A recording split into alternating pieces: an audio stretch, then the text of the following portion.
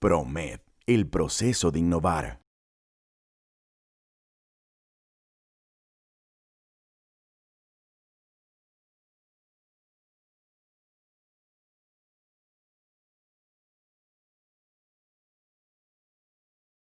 El día de hoy, entonces lo que vamos a ver, basado en distintas etapas de conocimiento que estoy intentando compartir, partiendo desde el punto de qué es la cromatografía, cómo ocurre, cuáles son los componentes del hardware que me permiten optimizar lo que requiero principalmente en mi cromatógrafo, que es la separación de los componentes de mi muestra, que lo haga de forma reproducible y que esté constantemente en funcionamiento. En la primera charla que vimos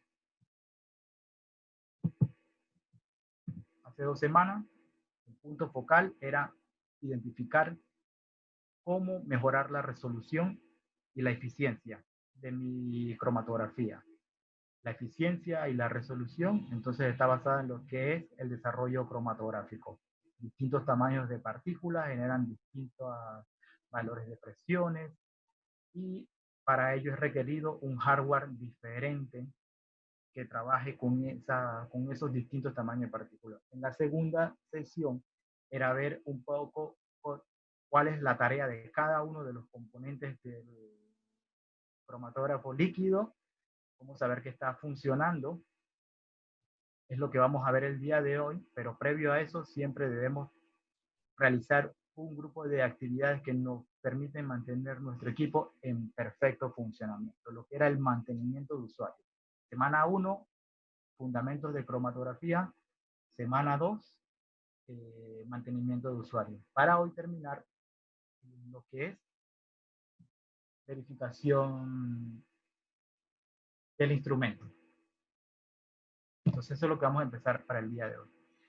El contenido va a ser una idea de transmitirle a ustedes lo que es la trazabilidad, la diferencia entre una calibración analítica e instrumental, qué es lo que se puede calibrar, porque no todo se puede calibrar, qué se utiliza para calibrar un material de referencia, cuáles son las actividades y test para realizar las pruebas, calificación de equipo, qué necesito, cómo saber si mi instrumento está cumpliendo o no, y los intervalos de tiempo en que estén realizadas estas actividades. Esto va a ser el contenido del día de hoy. Para aquellos que están en la plataforma, van a tener nuevamente una evaluación tipo cierto y falso. Tipo cierto y falso. Así que no va a ser selección múltiple, va a ser algo más fluido, va a ser un cierto y falso. Una lectura complementaria y ya le puedo adelantar que la lectura complementaria está basada en lo que es el tema trazabilidad. Trazabilidad en medidas químicas. Y para terminar y completar lo que son las 40 horas de dedicación al curso, pues hay una asignación individual que es la que previamente les comenté. Una actividad que le va a usted tomar, completar, hay una plantilla, hay un formato y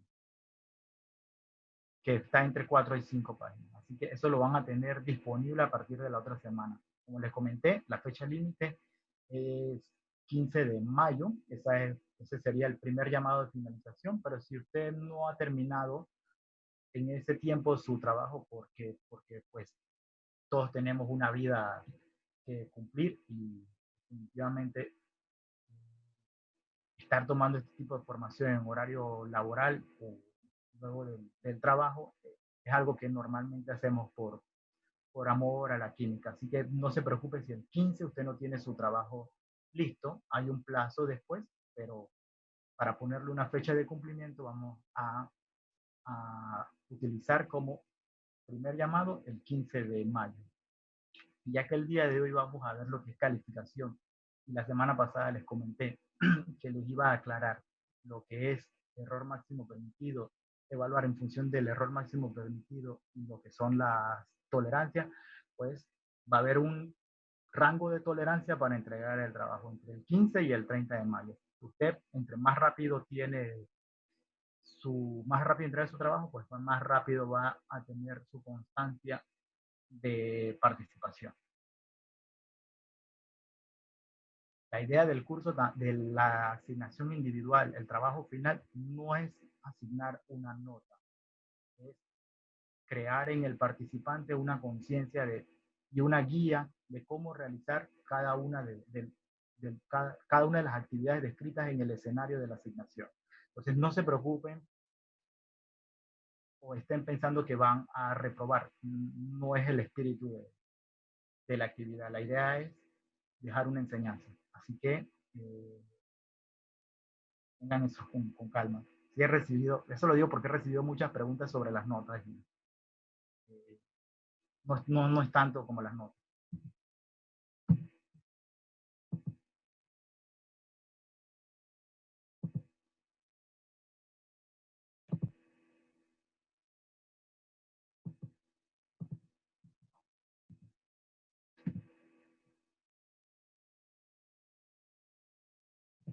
Listo, entonces vamos a arrancar.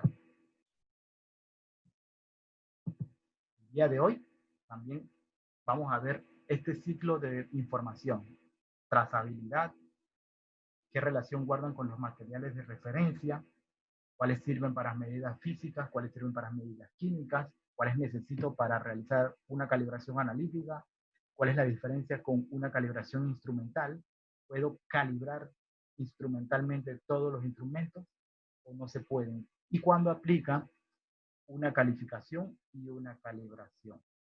Y basado en si requiero una calificación, pues cuáles son las actividades que debo realizar sobre mi cromatógrafo líquido, sea tipo HPLC o sea tipo UHPLC, las actividades son las mismas.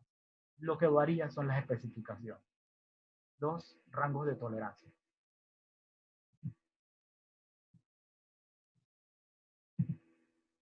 Vamos a ver entonces esas actividades para lo que es el sistema de suministro de solvente y de mezclas de fase móvil, el sistema de introducción de la muestra, el módulo que mantiene la temperatura de separación constante y el de detección. Eso es lo que vamos a ver el día de hoy. ¿Por qué es importante saber que está funcionando su instrumento dentro de especificaciones? Es importante porque forma parte de toda la base necesaria para generar un resultado confiable. Necesitan un método probado para generar resultados sobre X matriz. Necesita combinarlo, o ese método de referencia que está utilizando necesita demostrar que en su laboratorio usted lo ha implementado correctamente y que cada vez que va a generar un resultado, su sistema está funcionando adecuadamente. Necesita unas herramientas para lo que es evaluar de forma interna el desempeño el desempeño del laboratorio al aplicar un método específico. Para ello requiere una herramienta capaz de juzgar que se están generando resultados confiables y contra quién comparar que su resultado tiene un grado de certeza. Y todo esto hace necesario estos distintos elementos. Un instrumento que esté funcionando correctamente o dentro de especificaciones, un método de referencia, demostrar competencia en el laboratorio y herramientas de control de calidad específicas para lo que es su método y herramientas de control metrológico específicas para lo que son sus equipos. Hoy quiero introducir lo que es la definición actual de la exactitud, basado en lo que describe la ISO 5725. Y esta describe la exactitud como un método, como como un elemento que requiere tanto de demostrar que hay veracidad como precisión. Entonces, al generar resultados en su laboratorio, usted normalmente apunta a generar resultados exactos. Y a partir de este momento, quiero que consideren que cada vez que está pensando en generar un resultado confiable, usted aproximarse a lo que es la exactitud, necesita evaluar en sus resultados el componente de veracidad y de precisión. Cada vez que emite un resultado, un único valor no es lo ideal. Necesita al menos tener un grupo de resultados sobre una misma muestra o sobre o realizar réplicas para ver, para evaluar cómo está su capacidad de reproducir un mismo resultado, un resultado con un grado de dispersión muy bajo sobre una misma muestra, y saber también que ese resultado se aproxima mucho a lo que es el valor convencionalmente aceptado, el valor real. ¿Cuánta distancia hay entre su resultado y el valor real? Es lo que se llama sesgo. Y la precisión es el grado de concordancia entre lo que usted genera, entre los resultados que usted genera en el laboratorio.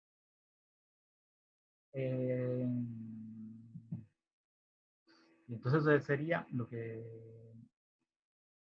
el primer punto a tener presente. Actualmente la exactitud tiene un componente de veracidad y un componente de precisión. Esa es una pregunta del cierto y falso. Segunda pregunta del cierto y falso es, ¿qué es la trazabilidad metrológica? Es demostrar que su resultado es directamente trazable a una magnitud de alta a la magnitud de mayor alta jerarquía metrológica. ¿Cómo se hace? A través de una cadena ininterrumpida de calibraciones. Esta es la definición de trazabilidad metrológica más utilizada. Es una propiedad del resultado con la cual usted demuestra que el valor que está reportando es directamente trazable. Funciona muy, muy bien esta definición para cuando su medida es física. Usted utiliza para una medida física, y el ejemplo más común es la pesada de masa en una balanza. Si su balanza está calibrada con una masa que es directamente trazable a través de distintos laboratorios hasta el patrón de mayor jerarquía metrológica, entonces esa cadena le permite demostrar a usted que lo que está pesando en esa balanza es directamente trazable hasta el patrón de mayor jerarquía metrológica.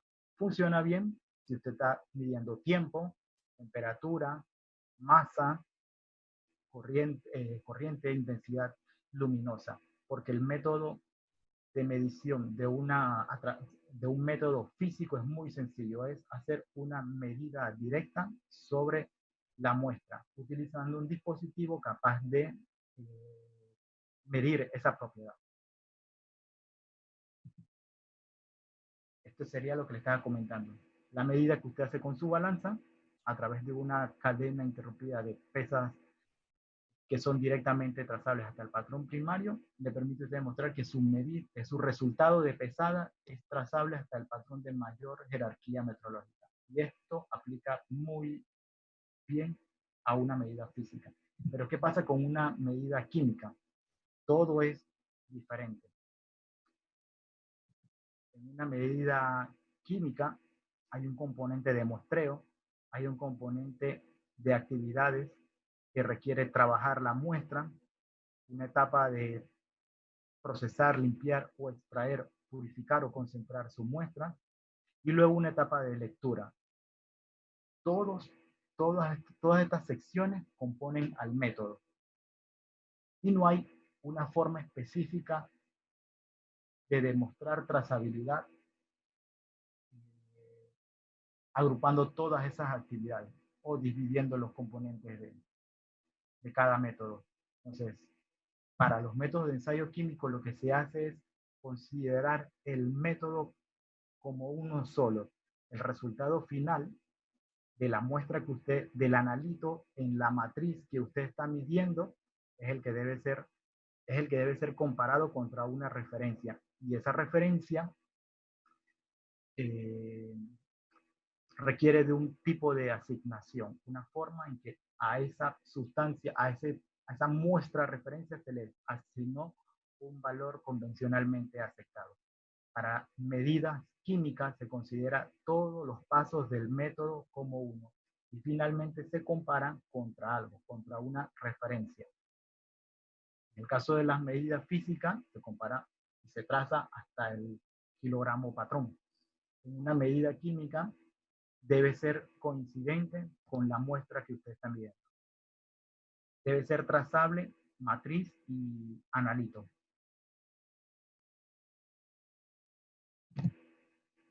Para ello se hace necesario lo que son las referencias.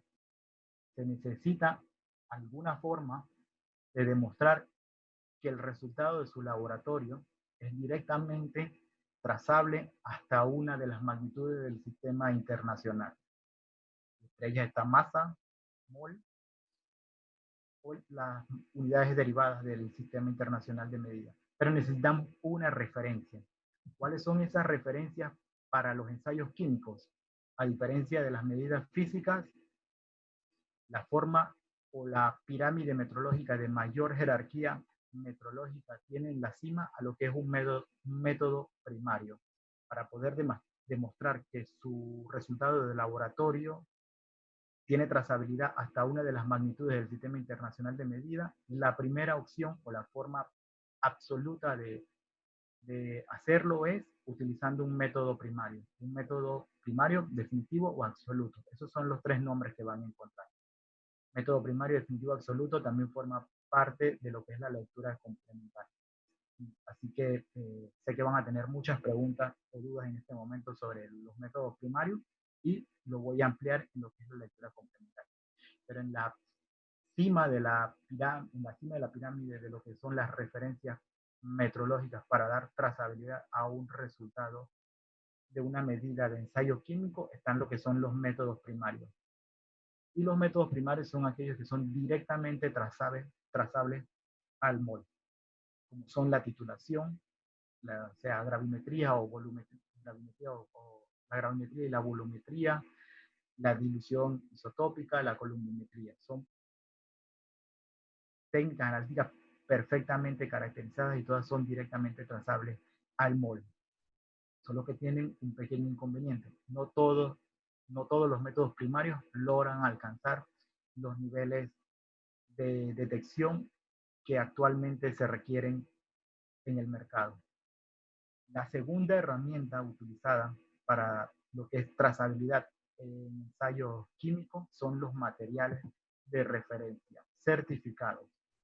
Y aquí quiero comenzar lo que es mi mensaje de transmitir cómo saber o cómo identificar cuando tengo un estándar comercial de calibración, un material de referencia certificado y cómo se relacionan esos términos a lo que convencionalmente se pide en el mercado. Quiero que mi patrón sea trazable al MIS.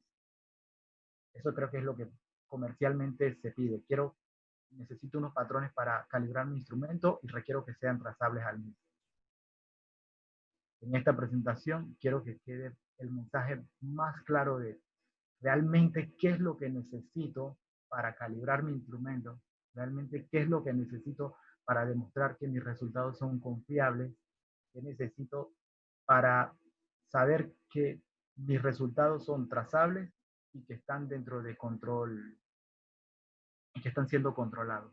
Para ello están los materiales de referencia certificados. La segunda opción en lo que es la pirámide de jerarquía metrológica para resultados de ensayos químicos. Métodos primarios, porque son directamente trazables al mol, y los segundos son materiales de referencia certificados. Luego vienen los métodos de referencia, luego está participar en un ejercicio intercomparación.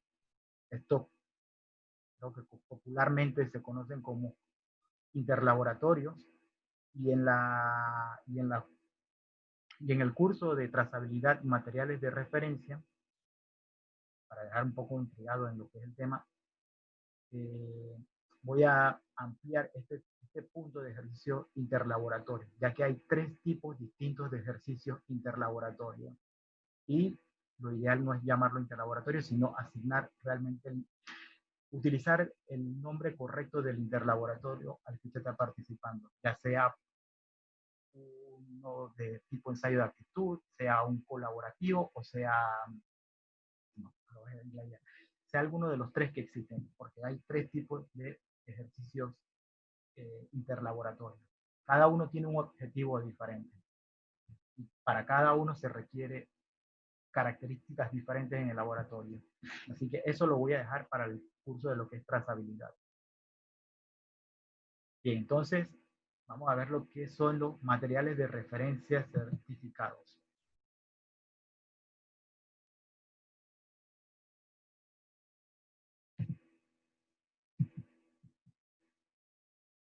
Antes de ver lo que son los materiales de referencia certificados, como les dije, quería aclarar los tres términos: estándares certificados comerciales, materiales de referencia y materiales de referencia certificados. Los estándares comerciales son aquellos fabricados por, por un, son aquellos que prepara un fabricante de equipo. Normalmente está pensado para trabajar en conjunto con el equipo que fabrican. Aquí en la imagen, por ejemplo, ven un buffer de pH de Mettler Toledo, que está principalmente pensado para utilizarlo con los equipos de Mettler como parte de su portafolio de productos. El único requisito de control de calidad que cumplen es el propiamente interno de producción. Solamente está pensado en cumplir la especificación de fabricación de ese proveedor. Tiene un alcance y el alcance es ser utilizado con el equipo que fabrica ese proveedor. Eso sería el estándar comercial. Pero un material de referencia es aquel que tiene muy bien, perfectamente caracterizado una o varias de las propiedades de esa sustancia. ¿Cuál es la diferencia con el estándar comercial? El estándar comercial va a estar preparado en solvente, de agua o un medio ácido. El material de referencia está preparado también en un solvente, pero puede estar pensado para ser utilizado con un método, así que ese material de referencia va a ser matriz coincidente. Antes, en esta imagen, digamos que tenemos un estándar de calibración de hierro en un medio ácido diseñado para hacer una recta de calibración analítica en un espectrofotómetro de absorción atómica. El material de referencia está pensado para evaluar ese analito de hierro en una matriz. Y hay un material de referencia preparado para lo que es hierro en agua, hierro en material vegetal, hierro en suelo, hierro en carne o un producto marino. Y esa es la diferencia con respecto a un estándar de calibración comercial. No está diseñado únicamente para cumplir con un solvente, sino está pensado para ser utilizado para calibrar un instrumento o para evaluar un método. Pero el material de referencia está preparado matriz coincidente. Si el método de mi laboratorio es cuantificación de hierro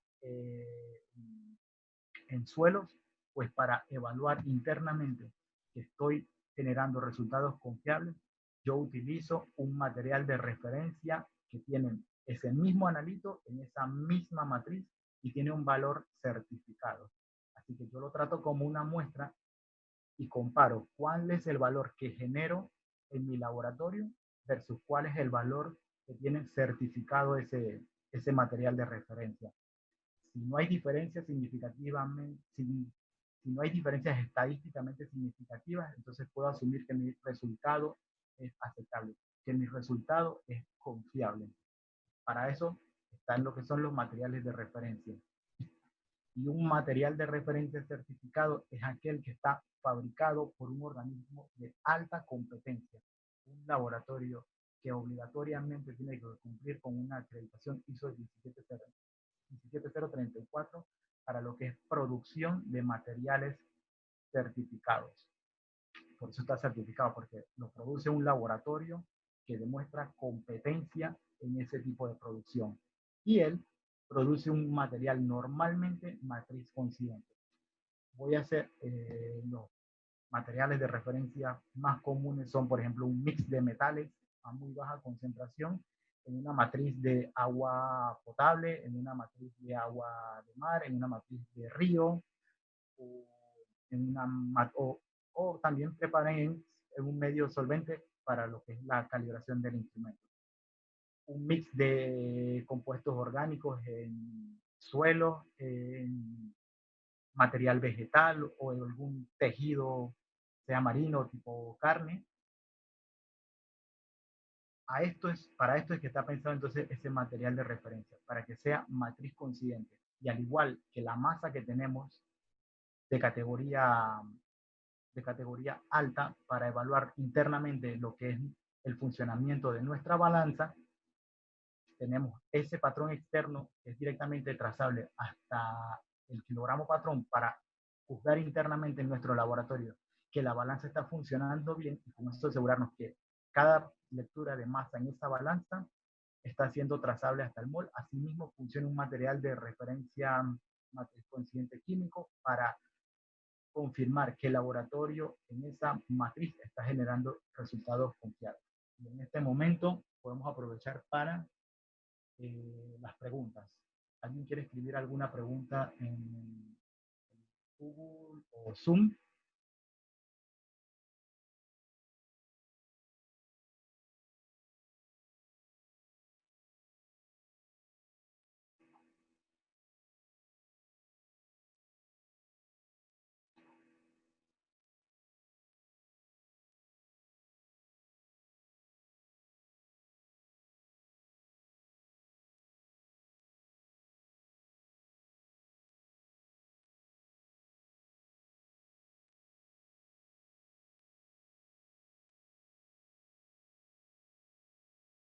Que se escucha abajo. Vale, entonces no veo ninguna pregunta. Entonces voy a continuar.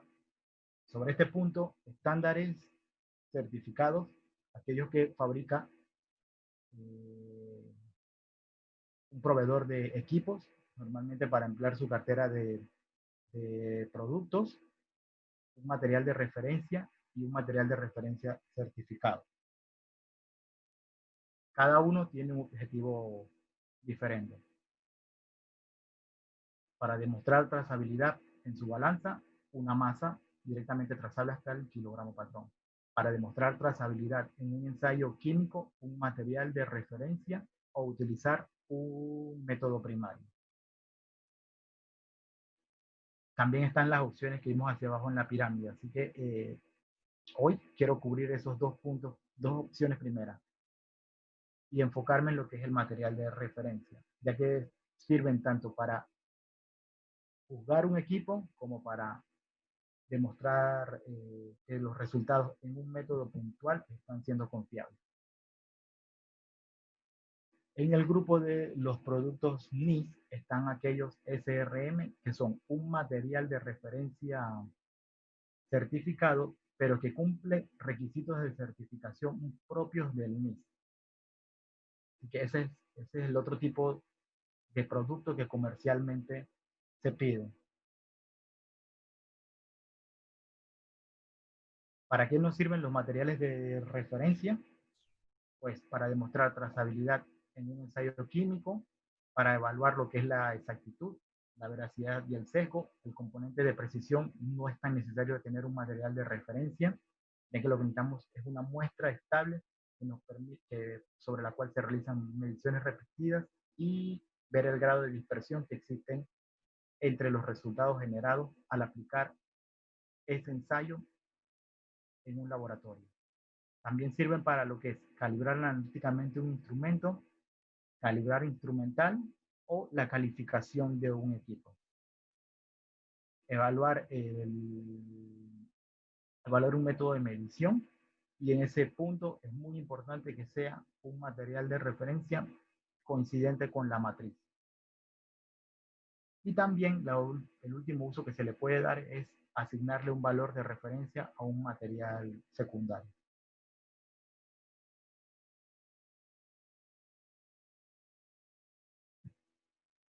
Bien, entonces ya hemos cubierto lo que es la trazabilidad y lo que es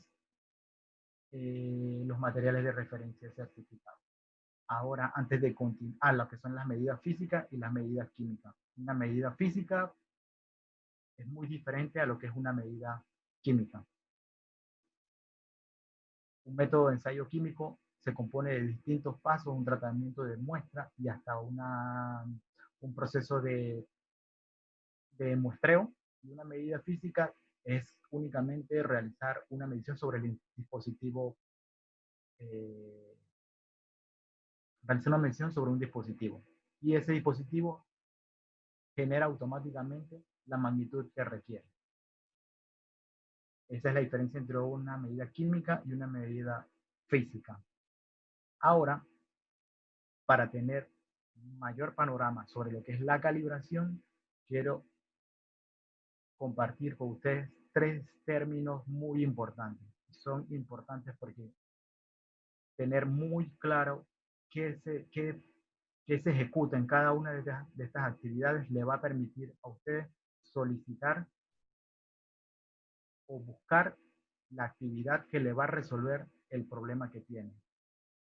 Tengo un dispositivo o un equipo en mi laboratorio que no se está comportando como normalmente lo hacen, debo solicitar un ajuste, debo realizar un ajuste, debo realizar una verificación o debo realizar una calibración.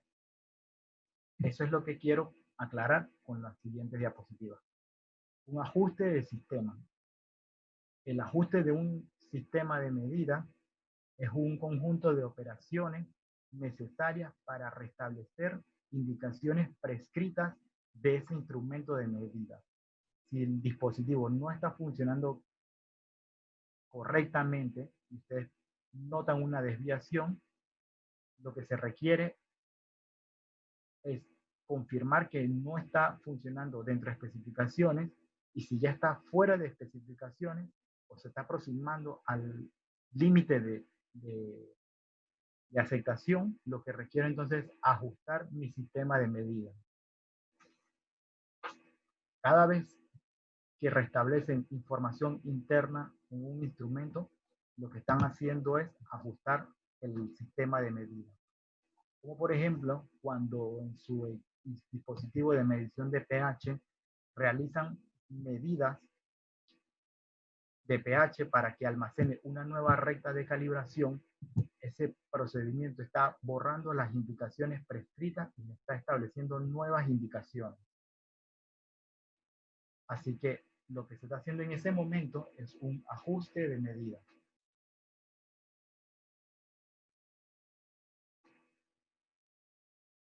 Aunque en la mayoría de los equipos el botón que aparece se llama Cal. Cada vez que en su dispositivo usted está volviendo a leer patrones, creando una curva nueva, está restableciendo condiciones prescritas, creando nuevas condiciones de lectura. Así que en ese punto usted está haciendo un ajuste de un sistema de medida.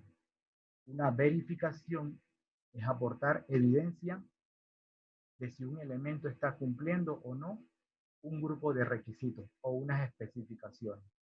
Cada vez que evalúa un dispositivo de medición para ver si está generando resultados confiables dentro de un intervalo de valores, dentro de un intervalo a un rango de especificaciones, lo que está haciendo es una verificación.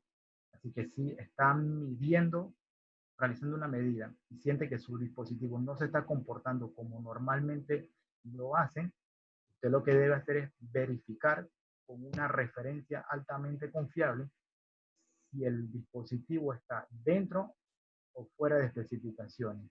Y lo ideal es compararlo contra un historial, una carta, un registro gráfico de comportamiento de datos para observar si hay desviaciones de su comportamiento a lo largo del tiempo. Si llega al punto, ya se salió de las especificaciones, lo que usted va a requerir es reajustar o restablecer las condiciones prescritas mediante un ajuste del sistema de medida. Una calibración es totalmente diferente y son tres términos diferentes que describen un grupo de actividades totalmente independientes, y en la calibración lo que se hace es comparar, al igual que en la masa, que con la balanza se utiliza una masa que tiene un valor de referencia aceptado y trazable hasta el patrón de mayor jerarquía metrológica, y yo juzgo mi dispositivo de medición y en base al resultado que genera, comparo contra el valor de referencia, con el único objetivo de encontrar el error sistemático del dispositivo de medición y luego poder realizar correcciones a todas las medidas que genero con ese instrumento.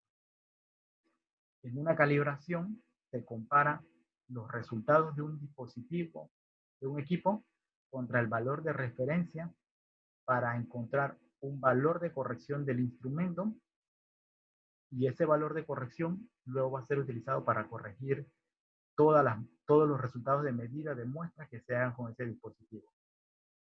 Si el valor está dentro del error máximo permitido o está fuera de especificaciones antes del proceso de calibración que solicitaron, al terminar el metrólogo de realizar ese proceso de calibración, el equipo va a continuar en el mismo estado que lo encontró. Si estaba mal antes, después de la calibración, va a seguir estando mal igual. Porque lo único que hace el metrólogo es juzgar con sus patrones de alta jerarquía metrológica cuál es el estado de ese dispositivo y emitir un certificado donde se demuestra donde se describe cuál es el estado de ese equipo. Puede que el laboratorio proveedor de ese servicio le indique al cliente que no va a emitir un certificado, ya que la desviación del instrumento es tan alta que realmente no le va a funcionar para nada ese certificado de calibración. Con esto voy a repasar lo que es ajuste, verificación y calibración. Calibración es comparar contra un patrón de alta jerarquía metrológica para evaluar y encontrar lo que es un error, el error de indicación del instrumento. En la verificación se evalúa contra un patrón que es de jerarquía metrológica menor que el utilizado para verificación, para evaluar si el instrumento está dentro de las especificaciones o los criterios de aceptación de trabajo. Y el ajuste es modificar el instrumento, es restablecer condiciones prescritas. Si su dispositivo está dañado, pues lo ideal no es solicitar una calibración porque va a seguir estando mal después de la calibración. Si un dispositivo de medición usted percibe que no está funcionando correctamente, internamente el usuario lo que debe hacer es verificar con una muestra o un material que usted conozca el valor, comparar contra el resultado, y si hay diferencias significativas o si está fuera del criterio de aceptación, entonces hay que aplicar una acción de corrección para restablecer este sistema de medida a sus condiciones prescritas de aceptación. Esa es la diferencia entre calibración, verificación y ajuste, que es muy importante ya que circula a lo largo de todos estos temas del día de hoy. Verificación, calibración y ajuste. Algo que normalmente preguntan los clientes si pueden realizar sus propias calibraciones. En ningún lado de la 17025 dice que lo tiene que hacer un laboratorio externo. Lo que dice que lo debe hacer un personal competente y que debe cumplir una serie de requisitos. Sí es complicado cumplir todos los requisitos, pero en ningún lado dice que debe hacerlo un laboratorio externo. Debe ser alguien que demuestra competencia. ¿Cuál es la forma más común de demostrar competencia? Pues que tiene acreditado un método de calibración para X dispositivo de medición. Y todos esos conceptos aplican a lo que es calibración de equipos de medidas físicas. Pero ¿qué pasa cuando la medida es química?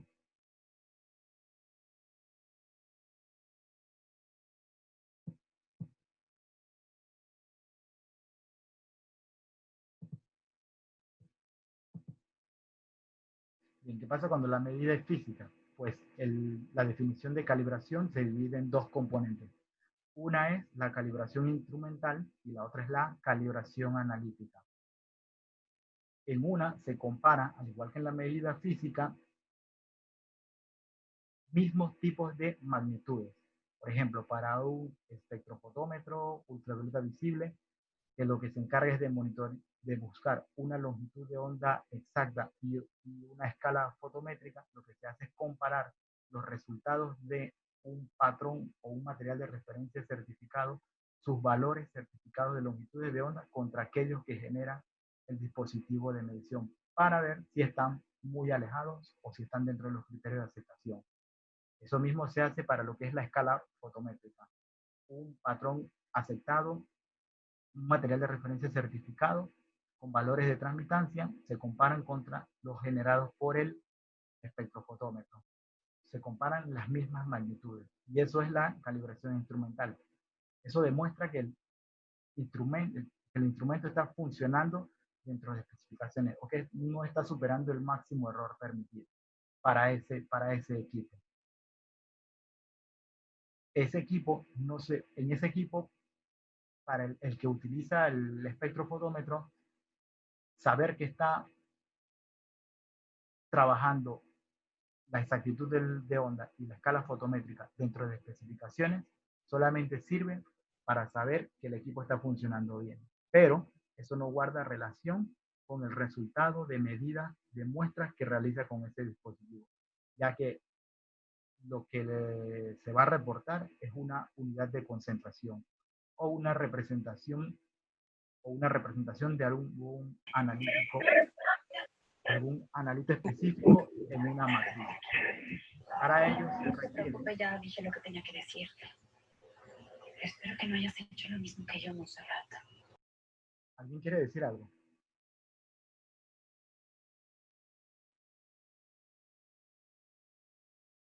Bien. Eh, para generar el resultado del cliente o del método de ensayo químico, normalmente lo que se va a expresar es una unidad de concentración. La calibración instrumental no es lo que se necesita para expresar ese resultado. Se requiere una calibración analítica, en donde se va a relacionar la señal instrumental con una unidad de concentración. Así que la calibración en métodos de ensayos químicos tiene dos componentes. Una es la calibración instrumental y el otro es la calibración analítica. La analítica es la que genera el resultado que el laboratorio necesita reportar, ya sea como control de calidad o evaluación de fiscalización o el servicio que ofrezca. Lo que necesita reportar es una unidad de concentración. Vendí el terreno, mamá. El que me dejó mi tía Marta se lo vendí a Alejandro Almonte y le di ese dinero a José. Es que esa mujer... Listo, continuamos. Bien. En el laboratorio entonces tenemos distintos equipos necesarios para el trabajo del día a día. Como tener una balanza, una micropipeta, un cromatógrafo, líquido gaseoso, un baño con control de temperatura, un pie de rey o un vortex.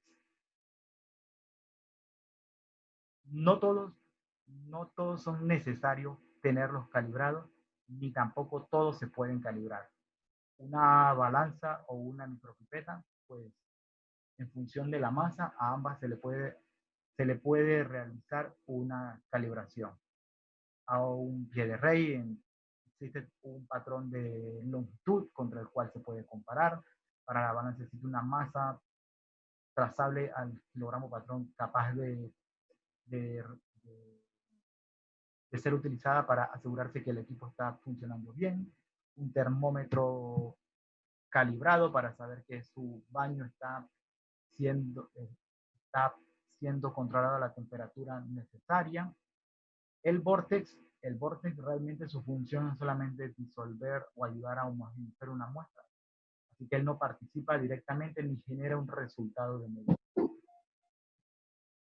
Pero cuando son equipos ya que generan resultados como los cromatógrafos, La magnitud que mide un HPLC, si tiene un detector UV, es milivolt o una unidad de escala fotométrica.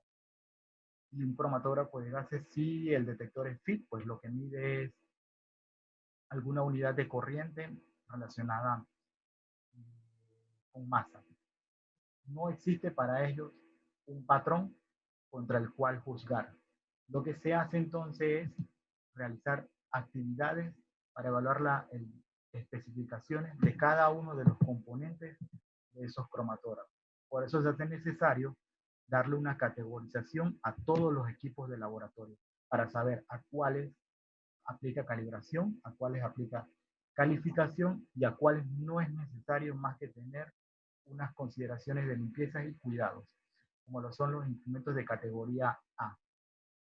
Son dispositivos de control visual y que no realizan medidas, no generan un resultado. Ellos son apoyo en un método.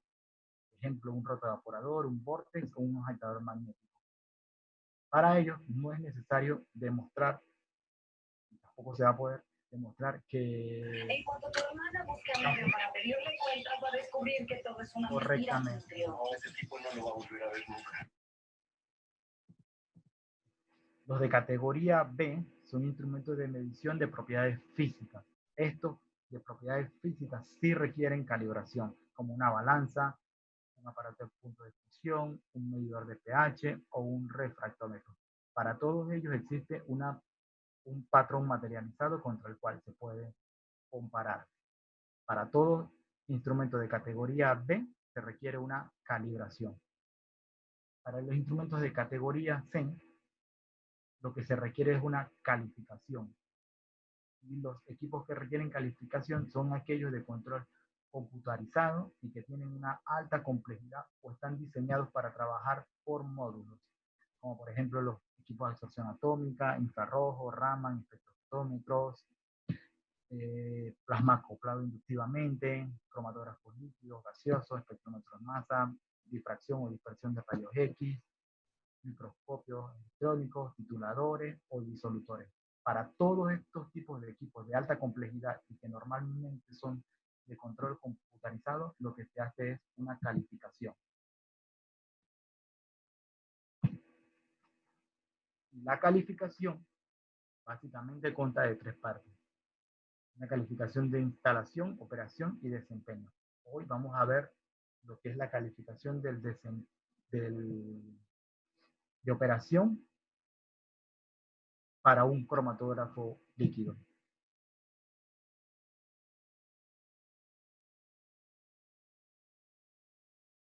Calificación. La calificación, a diferencia de la calibración, en donde solamente se busca encontrar el error sistemático para un dispositivo de medida física, lo que busca es realizar un conjunto de actividades que demuestran que individual y en grupo todo el dispositivo está funcionando dentro de especificaciones. Se prueban distintas funciones del equipo que van desde aquellas de seguridad hasta las de desempeño del equipo y son esas las que principalmente se realizan. La diferencia entre una calibración y una calificación es que al calibrar un equipo usted compara contra un patrón. Tiene un componente principal para evaluar lo que es el error máximo, para ver si no supera el error máximo permitido y si los resultados están siendo exactos. En la calificación, lo que se busca es demostrar que el equipo está funcionando dentro de especificaciones, que la generación, que las actividades que realiza cada uno de los módulos están dentro de un intervalo de tolerancia y que se mantienen dentro de ese intervalo de tolerancia. En la calibración se evalúa el componente de exactitud y en la calificación lo que es la capacidad de reproducir resultados. En la calificación, en el componente de calificación operacional, lo que se realizan son pruebas para demostrar que cada uno de los módulos y cada una de las actividades que realiza ese instrumento están dentro de especificaciones. Esa es la diferencia con la calibración, en donde no se busca donde se busca evaluar si el instrumento está funcionando dentro del error máximo permitido, si el error sistemático está dentro de lo tolerado. Estas pruebas de calificación, lo ideal es que sean realizadas cuando se adquiere el equipo, luego de una reparación o luego de un mantenimiento. ¿Quién las debe realizar? Las debe realizar alguien que tiene competencia para hacerlo. Puede ser un personal de laboratorio o puede ser un personal por parte del proveedor o un proveedor de servicios específicos de calificación. Lo puede realizar alguien que está preparado y demuestra competencia para realizar esas actividades. No es algo que exclusivamente tenga que realizar el proveedor del equipo.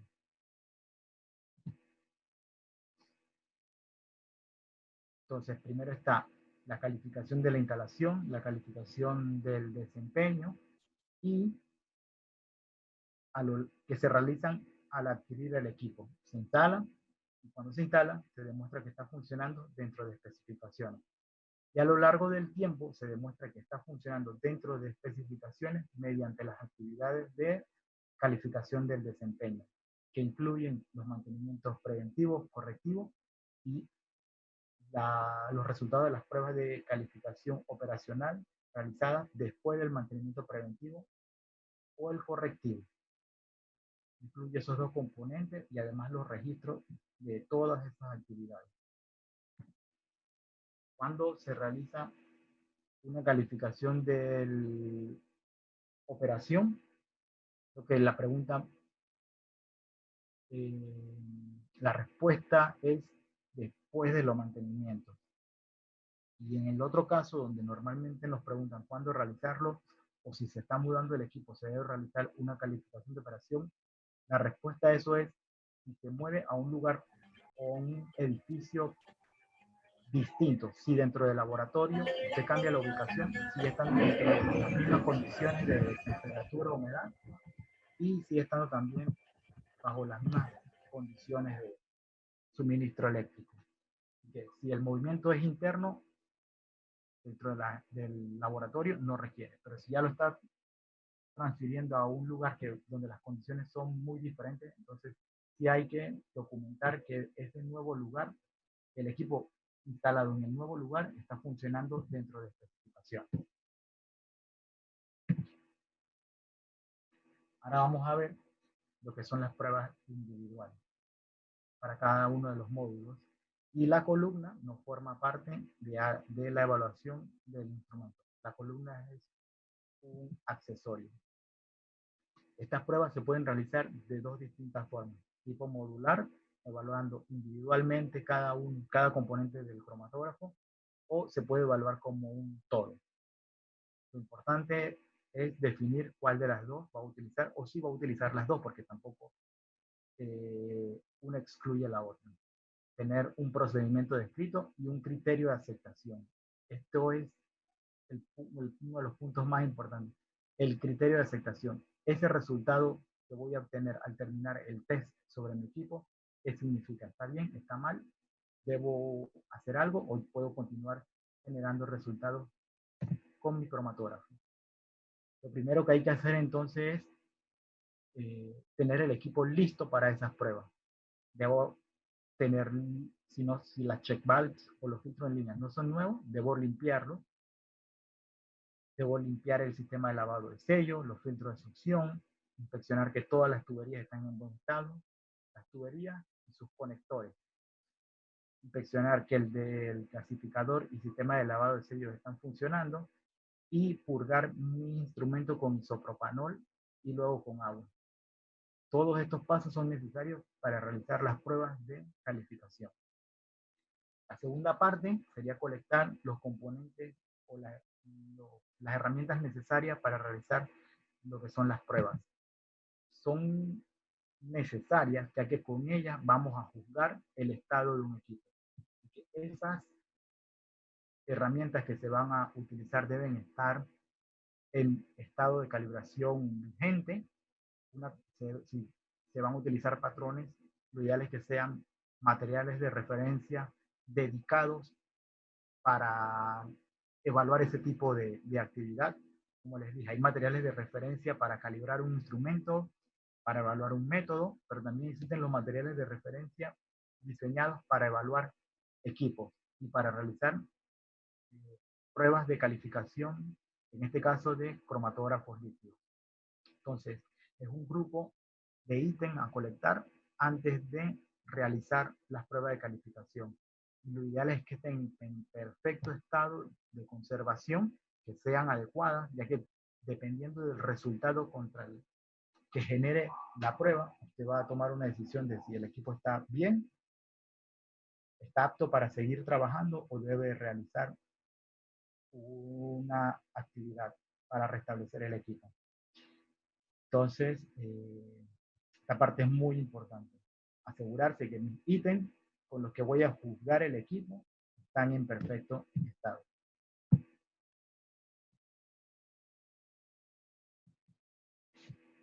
Primer módulo, como vimos la semana pasada, es el de gasificador. Para este no hay que hacer ninguna prueba. Lo que hay que estar seguro es que está funcionando. Normalmente, como su sistema de eliminación de burbuja es por vacío, lo único que se monitorea es que está funcionando dentro del valor de presión aceptado la función de vacío. Si está es porque los conectores, las tuberías y todo está en perfecto estado. Entonces, para los desgasificadores no hay un criterio de aceptación de tolerancia. Es solamente funciona o no funciona. El sistema de lavado de sello tampoco requiere un criterio de aceptación. ¿Funciona en la vía correcta o no está funcionando? El flujo circula en la dirección que debe y lo está haciendo constantemente. Para la bomba, que su principal trabajo es suministrar la fase móvil y mezclar los componentes de la fase móvil, hay que realizar dos pruebas. Una es evaluar que el suministro de solventes se está haciendo de forma reproducible. Y la otra es evaluar que la mezcla de solventes se está haciendo también de forma reproducible. Para lo que es medir que se está dispensando la fase móvil de forma correcta, se hace una medición de flujo.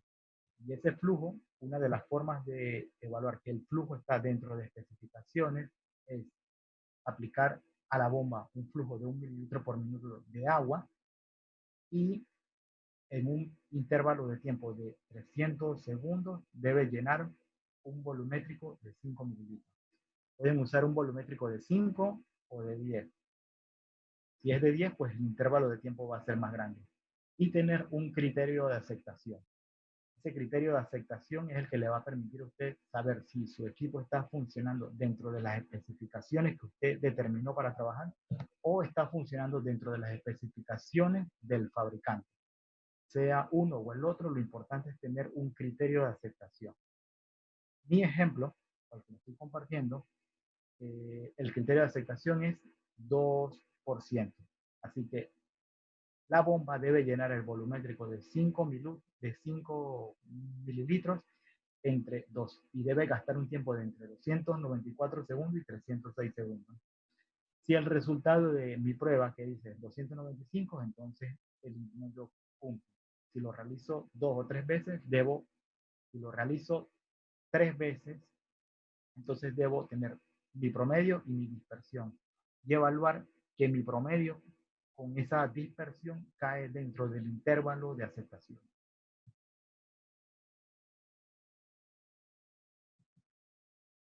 Y esa es la prueba de flujo. La prueba de mezcla de solvente, la prueba de gradiente, lo que hace es utilizar una fase móvil que no da señal en el detector y otra fase móvil que sí da señal en el detector. Debe ser si es un detector de ultravioleta visible, debe ser algo capaz de dar señal de absorber radiación dentro del rango de longitudes de onda del detector. Entonces lo que se hace es comenzar con la fase móvil que no absorbe y poco a poco ir agregando un porcentaje de la fase móvil que sí absorbe.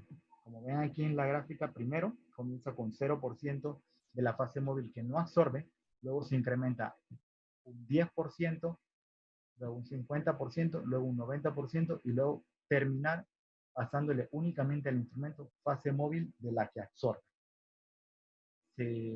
La prueba consiste en capturar los valores de la escala de Y del detector y comenzar a evaluar si a 90 el valor de señal del detector equivale al 90% del 100% de la señal de la fase móvil que sí absorbe.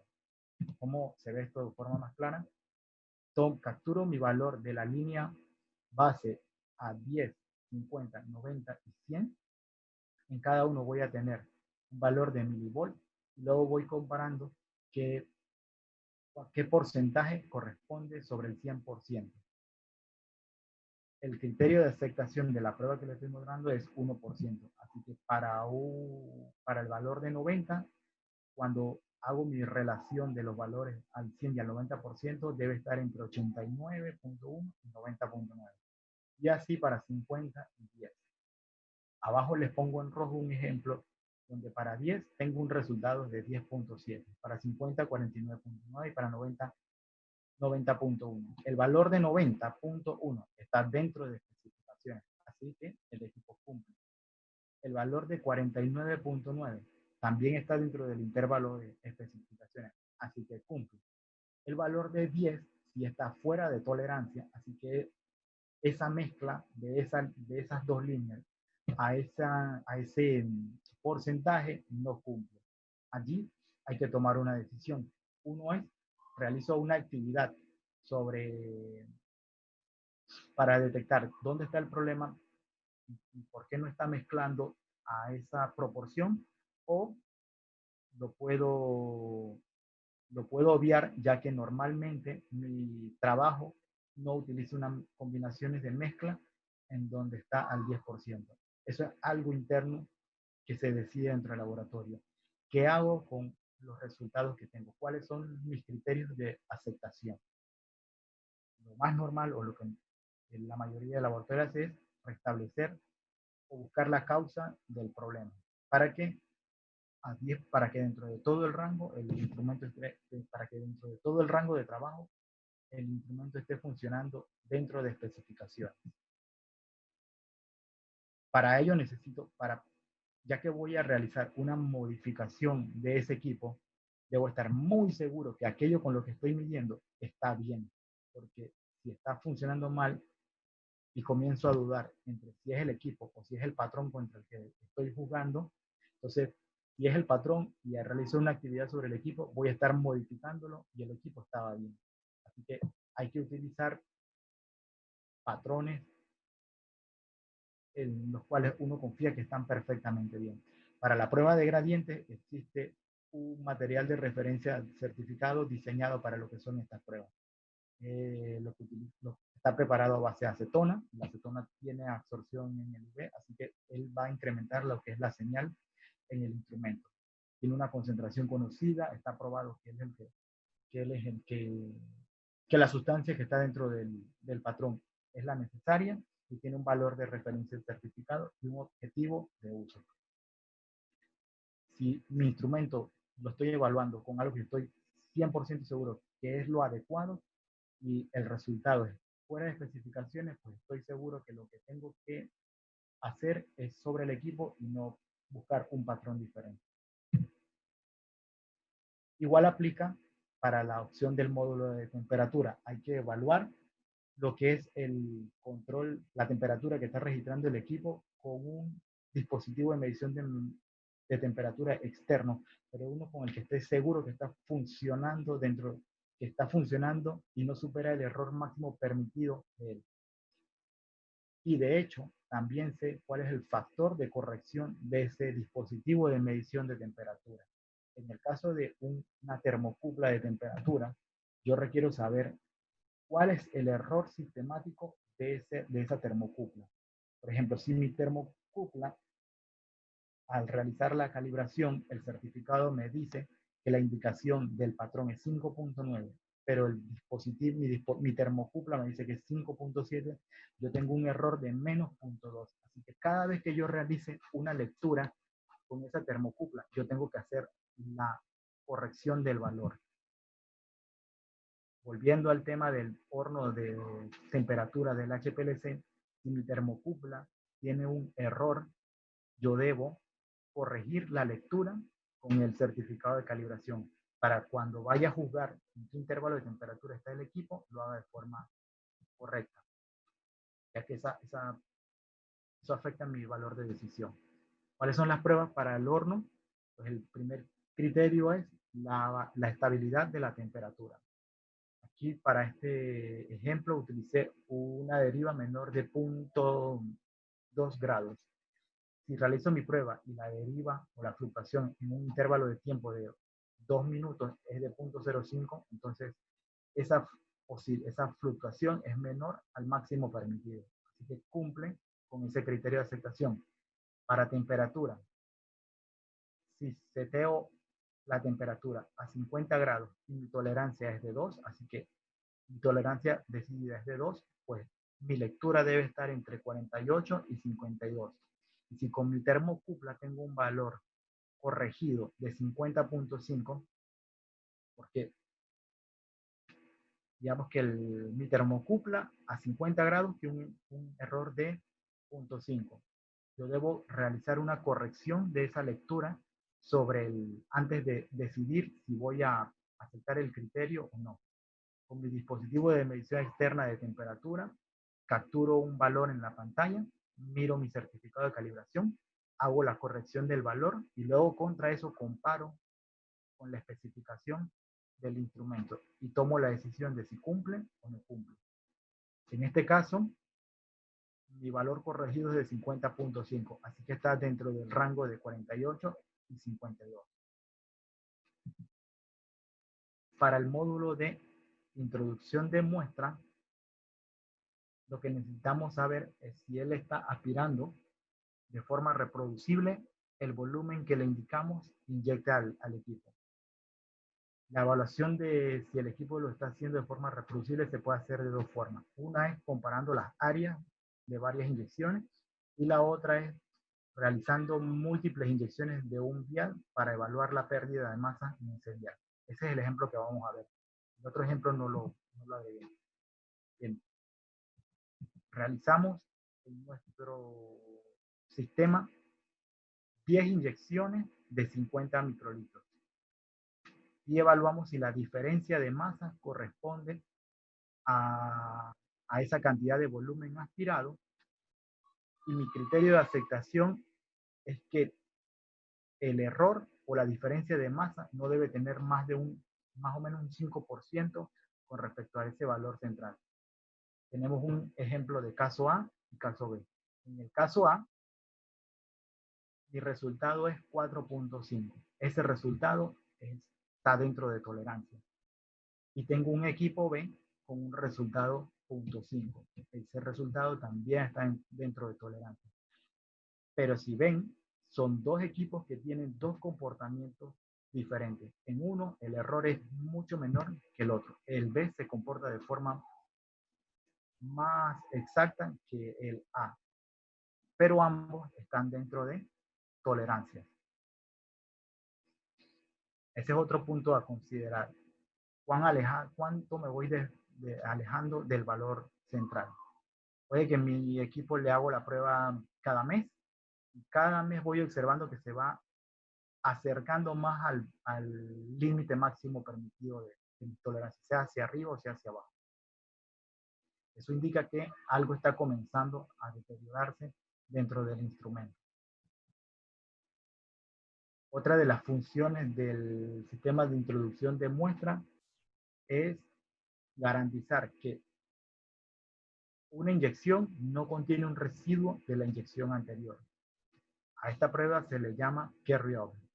Se inyecta un vial que contiene una concentración alta de un analito y luego se inyecta un vial que contiene el solvente donde está disuelto ese analito para ver si quedan residuos del componente anterior.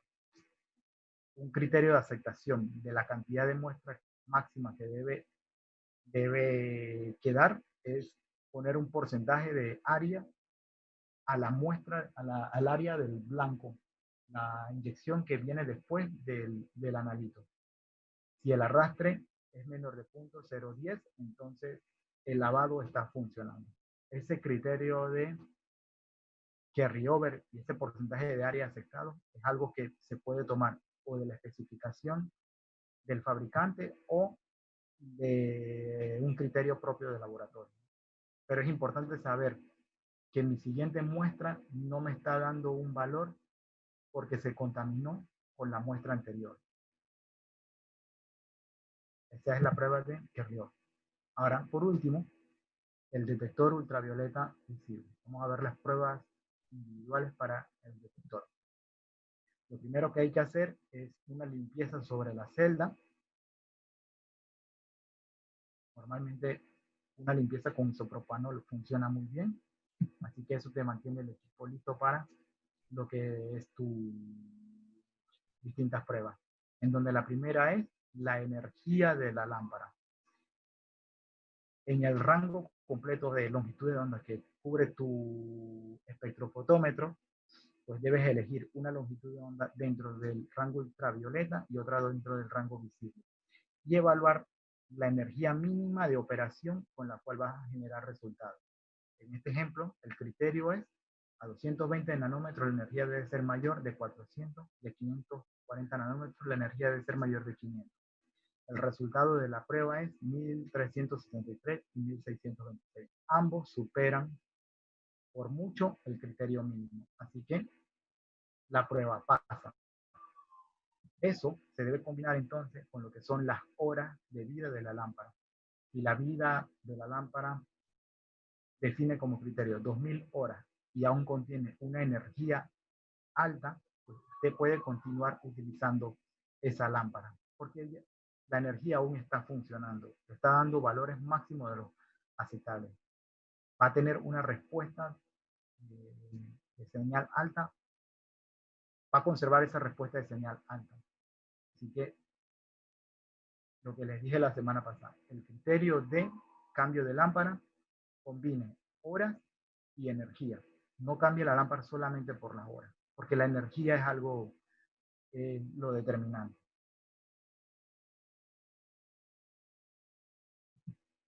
El otro criterio es la linealidad del detector. Esta se hace midiendo la absorbancia de 5 soluciones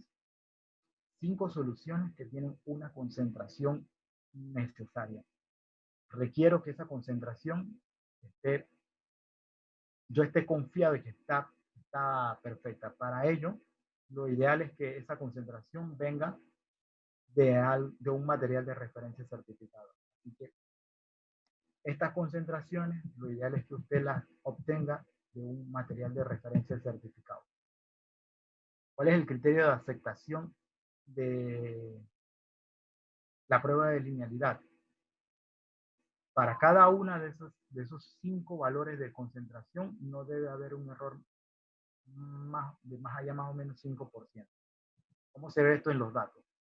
Por ejemplo, tenemos un equipo A que tiene un error a los 10, 15, 20, 25 y 30 de 3.7, 4.9, 4.1, 4.9 y 4.7. Todos esos resultados cumplen. Son menores a más o menos 5%. Así que el detector está funcionando bien. El detector pasa la prueba de calificación.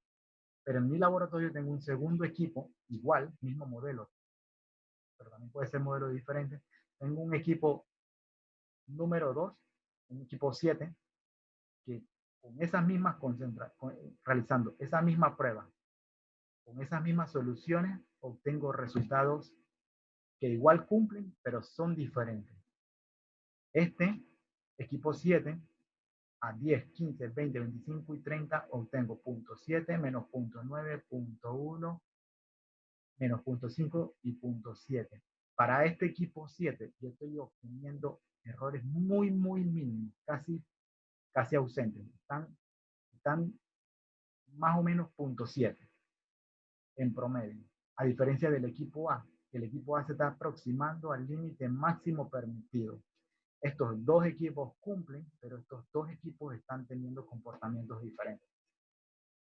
Ese es otro mensaje que quería que quedaran.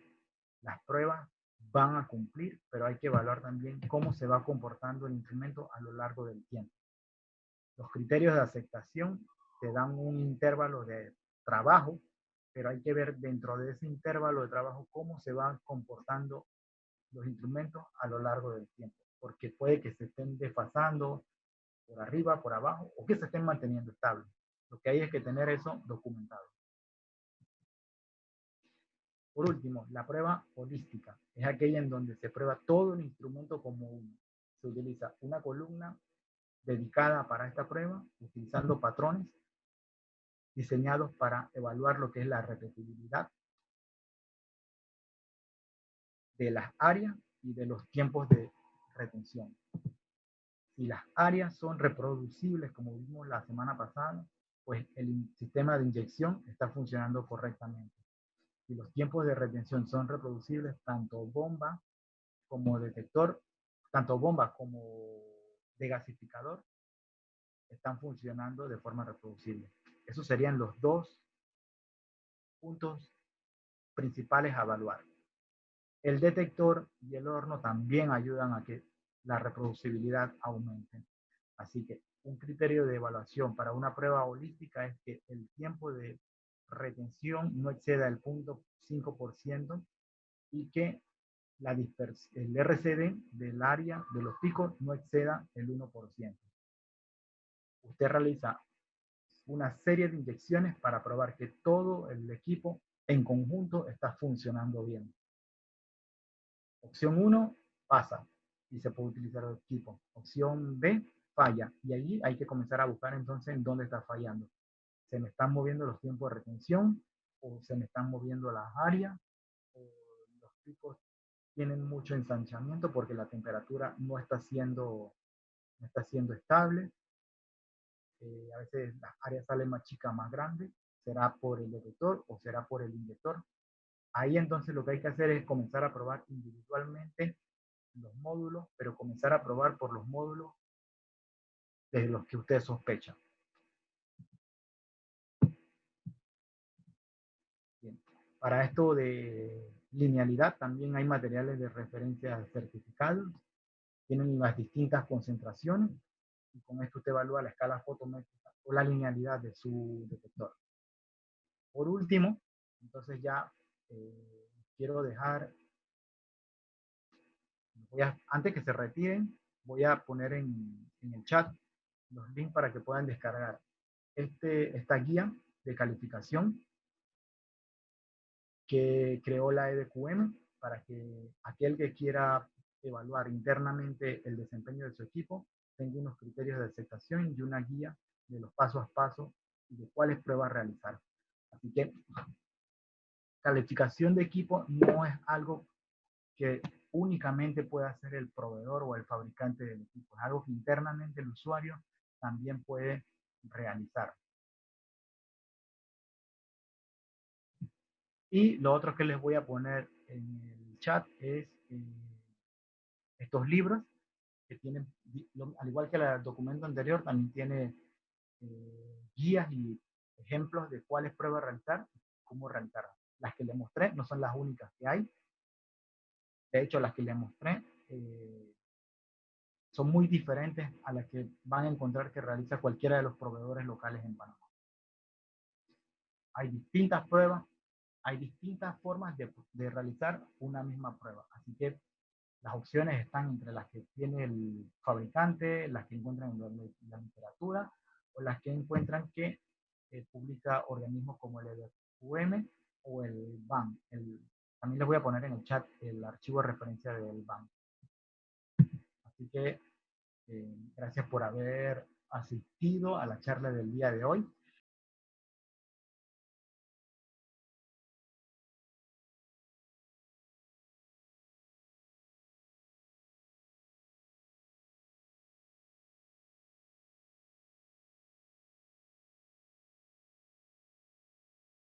PROMED, el proceso de innovar.